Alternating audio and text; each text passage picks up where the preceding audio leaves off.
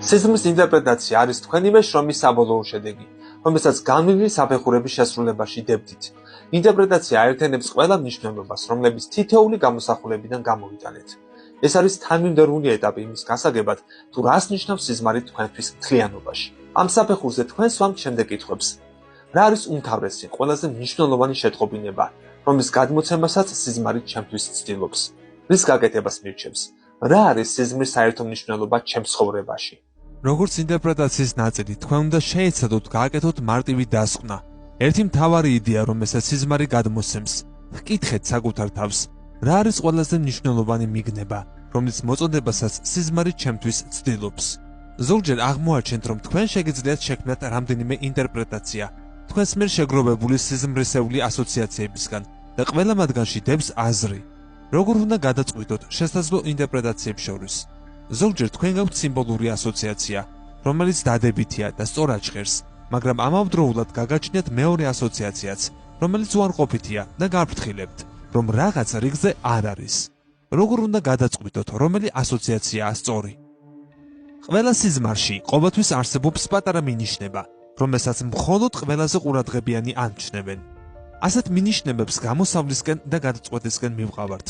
ეს ერთი შეხედვით ლიტერატურული ხრიკი რეალურად აისახება ცხოვრებისა და სიზმრების შაბლონებში. ჩამოწერეთ თქვენი ინტერპრეტაციები, როდესაც მათ ქაღალდზე ვიწერთ, შესანიშნავ ეფექტებს იძლევიან. ამით ჩვენ ფანტაზიისა და აბსტრაქციის დონე გამოგვაქვს ისეთ ფორმაში, რომელსაც ნათლად ვხედავთ. შეიძლება დაგეზაროთ, მაგრამ ეს ერთ-ერთი საუკეთესო მეთოდია. აქტიური წარმოსახვა, როგორც მისტიური მოგზაურობა.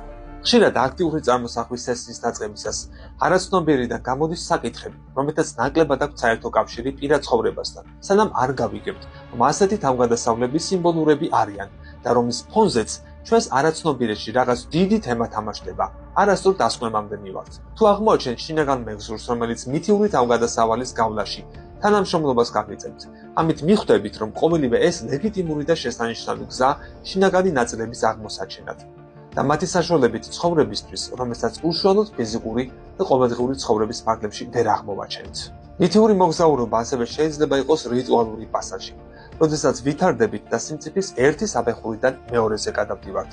ყოველთვის არსებობს რაღაც დიდი თემა, რომელსაც უნდა გავუმკლავდეთ, ან კონფლიქტი, რომელიც ღრმა დონეზე უნდა გადაწყდეს. აქტიური წარმოსახვა ერთ-ერთი საუკეთესო და ყველაზე ლეგიტიმური დონეა, რომელიც მოცემულ გამოცდილებას გვანიჭებს. შესაძლებელია ამაზონის ჯუნგლებში მოგზაურობა, რევოლუციაში მონაწილეობის მიღება, ან გარეგნულ ასპექტში რაღაც მნიშვნელოვანის შესრულებაც კი.